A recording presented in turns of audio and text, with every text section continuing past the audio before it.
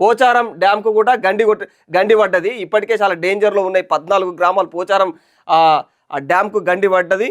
అధికారులు అయితే మొత్తం ఇట్లా గజగజ వణికిపోతున్నారు. ఈ 14 గ్రామాల పరిస్థితి ఏందని చెప్పేసి అక్కడ ఉన్న ప్రజలను కూడా అలర్ట్ చేస్తూ ఉన్నారు.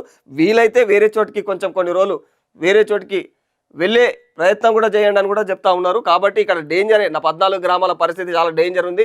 ఇక గండి పూడ్చేందుకు కూడా అధికంగా అంటే చాలా విశ్వ ప్రయత్నం చేస్తూ ఉన్నారు అధికారులందరూ కూడా. ఇక సమీక్షిస్తున్నారు. అక్కడ దగ్గరికి పోయి ఉత్తమ్ కుమార్ కావచ్చు, సీతక్క కావచ్చు, పొంగిలేటి కావచ్చు, వీళ్ళందరూ అక్కడికి పోయి పరిస్థితిని గమనిస్తున్నారు. కానీ వీళ్ళంతా పోయి గమనించినప్పటికీ దీన్ని మాత్రం అంటే అక్కడికి పోయి వాళ్ళు ఏదో సానుభూతి పరంగా అక్కడ పోయి ఇక్కడ పరిస్థితులు ఇట్లున్నాయి అట్లున్నాయి అని చెప్పేసి చూస్తారు, అధికారులకు చెప్తారు.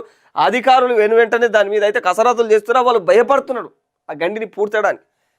ఏమవుతుంది పరిస్థితి అని 14 గ్రామాల పరిస్థితి ఏం జరగబోతుందని చెప్పేసి ఇది పరిస్థితి. కాబట్టి చాలా జాగ్రత్తగా ఉండాలి. ముఖ్యంగా ఇప్పటికైతే తెలంగాణలో ఈ 4 జిల్లాలకైతే రెడ్ అలర్ట్ ప్రకటించడం జరిగింది. నిజామాబాద్, నిర్మల్, జగిత్యాల, భూపాలపల్లి